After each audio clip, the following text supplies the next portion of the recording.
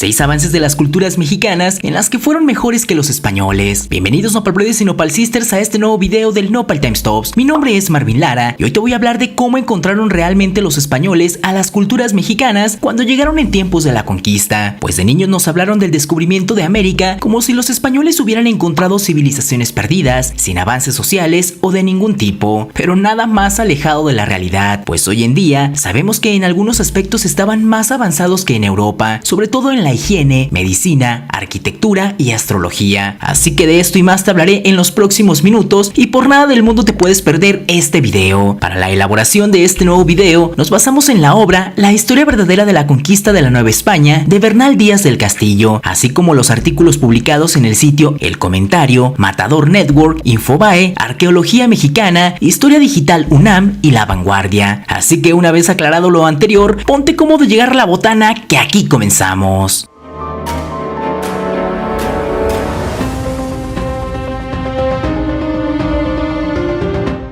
Número 1. Los Olmecas y la vulcanización 3000 años antes que Goodyear. Los Olmecas fueron la primera civilización de Mesoamérica con gobernantes poderosos, una cultura madre de la cual se pudo heredar sus conocimientos y desarrollo tecnológico. Fue una civilización de colosos por las grandes cabezas talladas en piedra, la tecnología desarrollada para esculpirlas y la vulcanización. La vulcanización se creía había sido inventada por Charles Goodyear, quien en 1839 por accidente volcó un recipiente con azufre y caucho encima de una estufa, la mezcló y denominó vulcanización en honor al dios Vulcano. Sin embargo, los olmecas lo habían inventado cientos de años atrás, ya que para obtener el azufre trituraban la planta Hipomoea alba hasta obtener un líquido que se vertía en un recipiente sobre el látex del árbol de hule, castilla elástica, y luego la removían y mezclaban hasta que se formaba una masa blanca que se tornaba manejable, y con ella moldeaban las pelotas u otros utensilios como bandas elásticas y figurillas. Asimismo, era utilizada para la impermeabilización de telas y utensilios. Esto se sabe gracias a que en el siglo XX fueron descubiertas pelotas de este material en los sitios donde vivieron los olmecas, que de hecho, como dato curioso, su nombre proviene del náhuatl y significa el pueblo del país del hule. El descubrimiento fue hecho por los arqueólogos Ponciano Ortiz y María del Carmen Rodríguez, que fue de 12 pelotas de hule asociadas con ofrendas de hachas, unas de jadeíta y que están hechas con la savia del árbol, que se le llama hule o caucho, las cuales estaban en perfecto estado de conservación, lo cual les movió a investigar cuál era el proceso de fabricación. Finalmente, se logró establecer que los olmecas mezclaban látex del árbol de hule con una enredadera, la Hipomoea alba, la cual contiene sulfuros, y los olmecas lo utilizaban para procesar el látex del árbol castilla elástica. Algo que no se puede obviar es que los sulfuros o el azufre contenidos en esta especie vulcanizan el caucho. Número 2. Los mexicas y la educación pública obligatoria para todos. Los mexicas tuvieron un sistema educativo tan eficiente que brindaron una educación pública, gratuita, obligatoria y general. Aunque en su sistema social sí existían los rangos, la educación era para todos, solo que según la naturaleza de los cargos que tendrían en un futuro, era la exigencia hacia el alumno, pues la educación representaba un aspecto fundamental para el desarrollo de cualquier estrato social, como los pipiltin, hijos de aquellos que tenían altos puestos en el gobierno o simplemente mucho dinero. Eran educados de los 6 a los 15 años en el Calmeca, que era una institución educativa en la que debían barrer, acarrear leña y realizar otras tareas, además de participar en las obras públicas y en la agricultura, pues la responsabilidad era mayor, ya que ellos serían quienes iban a regir el destino de la sociedad. En ese sentido, no existía un trato especial para ellos y la única diferencia que había entre el Telpochcali, que era una escuela para la gente común, y el Calmecac era el tipo de conocimiento impartido, pues en Calmecac se enseñaba el arte de gobernar, la disciplina militar, la lectura de los códices, el conocimiento de los astros y la lectura de los tonámatl, que eran los libros que tenían el destino de cada persona de acuerdo a su fecha de nacimiento. También se aprendía botánica, herbolaria, escritura, idiomas, artes de guerra y manejos de la administración pública. Los Telpochcali se encontraban en distintos barrios de la ciudad y los jóvenes recibían una educación bélica, por lo que la deidad patrona era Tezcatlipoca, deidad vinculada con la guerra. Los maestros invitaban a los niños y jóvenes y exhortaron a los padres a enviarlos a la escuela y a las mujeres a recibir lecciones de la madre en actividades del hogar. Por su parte, en Europa, para esa época, la educación solo estaba reservada para la nobleza y la gente adinerada. Número 3. La higiene de los mexicas que sorprendió a los españoles. Al llegar los españoles a Tenochtitlan, se sorprendieron con la cultura que tenían los habitantes, pues además de los grandes centros ceremoniales, una de las cosas que más llamó su atención fue la limpieza con la que se regían. Y es que en esa época, la limpieza no era un fuerte de los españoles. En Europa, la limpieza en las calles era casi inexistente y vaciaban los orinales por las ventanas. En cambio, en Tenochtitlan, los mexicas empleaban a 1000 limpiadores de servicio público para barrer y regar sus calles diariamente. Además, había baños públicos en cada barrio y transportaban los desechos humanos para utilizarlo como fertilizante. Abastecieron su capital con agua dulce desde Chapultepec por medio de 2 acueductos. El primero de ellos fue construido por Nezahualcóyotl entre 1466 y 1478, mientras que el segundo fue construido unos 20 años después por el emperador mexica Ahuizotl. El conquistador Andrés Tapia informó asombrado que Moctezuma se bañaba 2 veces al día, y el historiador jesuita Francisco Javier Clavijero también llegó a mencionar que los pobladores de la ciudad se bañaban a menudo y muchos de ellos todos los días, en los ríos, lagos o pozas. En cambio, los españoles no se bañaban, pues creían que eso los enfermaba. Utilizaban como jabón el fruto del copalxocotl o la raíz del xihuamoli o planta del jabón. Ambos daban espuma suficiente que permitía a los mexicas lavar sus cuerpos y su ropa. En el Códice Florentino, escrito por informantes mexicas poco después de la conquista, se puede leer una pequeña descripción de la planta de jabón amoli. Es larga y estrecha como cañas, tiene un brote, su flor es blanca, es un limpiador, las raíces grandes, gruesas, arrancan el cabello, lo dejan calvo, los pequeños, los esbeltos son limpiadores, un jabón,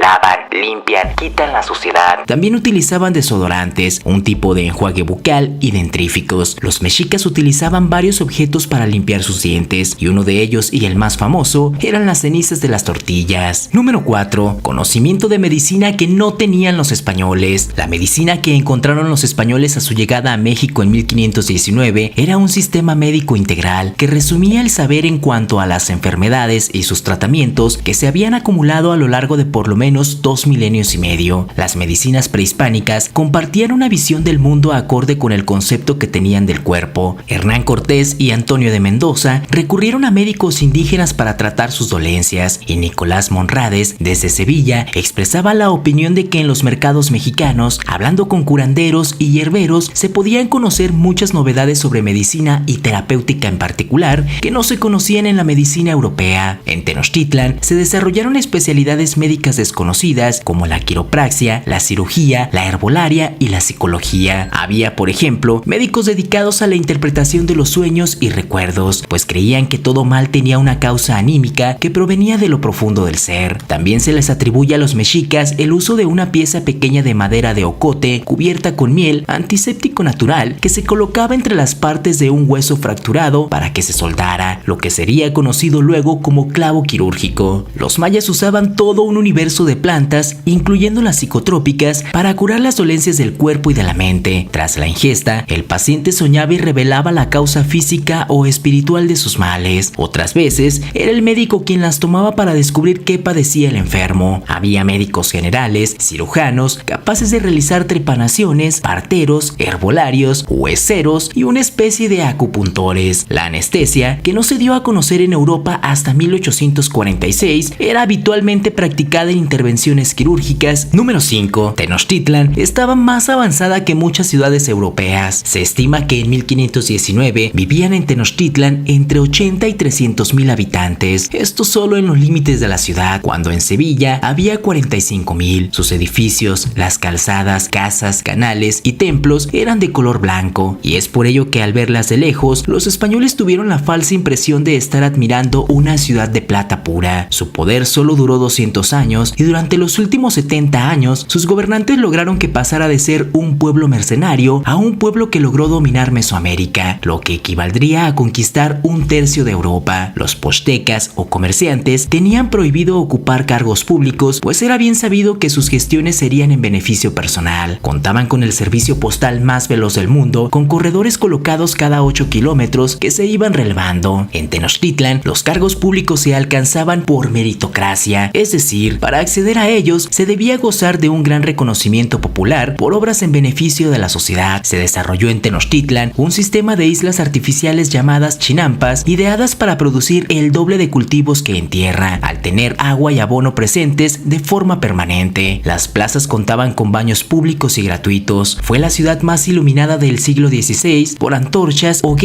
y braseros ubicados en la parte superior de los templos. Toda persona debía pagar dos tipos de impuestos, uno en especie y otro con mano de obra, llamado tequio, trabajo a favor de la comunidad, pues era una obligación que todos contribuyeran al desarrollo de la urbe. Se creó en Tenochtitlan el primer zoológico del continente, ordenado por Moctezuma I, y que albergaba todas las especies de animales conocidas hasta ese momento. Existieron en Tenochtitlan dos formas de transportarse, una era a pie por las calles y plazas y otra en canoas a través de los canales de la ciudad. Número 6. Los enormes avances de la astronomía que no tenían los españoles. El tiempo era lo más sagrado para los mayas y su forma de medirlo y registrar sus ritmos fue observando los movimientos recurrentes de los astros en el espacio. De ahí que los principales cuerpos celestes, el Sol, la Luna y Venus, fueran estudiados por siglos por observadores que transmitían sus conocimientos de generación en generación, naciendo así uno de los mayores logros de la humanidad, el calendario maya, más exacto que el que usaban en Europa cuando llegaron los españoles. Se trata de una especie de engranaje perfecto que hace coincidir los ciclos de aquellos tres cuerpos celestes, usando como unidad el día solar. Los mayas confeccionaron un calendario de 260 días denominado Solquín y compuesto de 13 semanas de 20 días que utilizaban para fines civiles y sobre todo religiosos. También adaptaron un calendario de 365 días, el Hab, para fines agrícolas, etapas de siembra, lluvia y recolección. Estaba compuesto por 18 meses de 20 días y un periodo de 5 días aciagos, llamado Wayeb. Los sacerdotes mayas vivían pendientes de las variaciones experimentadas por estrellas y constelaciones, pues cualquier perturbación del orden celeste era interpretada como una advertencia de los dioses. A ello se debe el gran aprecio que sentían por la estrella polar, a la que denominaban la gran estrella, Shaman-Ek, dado que es la única fija y que señala al norte, de donde procede la luz y la fuente de vida permanentemente. Su posición era utilizada, al igual que en el Viejo Mundo, como guía para viajeros y comerciantes. Muchas gracias Nopalbrothers y Nopalsisters por ver nuestro video, y como siempre la opinión más importante es la tuya, por lo que te pedimos que nos dejes en los comentarios si crees que como civilización hubiéramos tenido muchos más avances sin ser conquistados por los españoles o nos hubiéramos estancado. Estaremos muy atentos para leer lo que nos escribas. Te invito a que me sigas en mis redes sociales como Twitter, pero sobre todo Instagram. Te dejo los links en la descripción. Tampoco olvides suscribirte a nuestro canal y activar la campanita para que no te pierdas ninguno de nuestros contenidos. Tu ayuda es muy importante porque nos permite crecer y llegar a un mayor número de personas. Te esperamos en nuestro siguiente video. Nos vemos, hasta la próxima.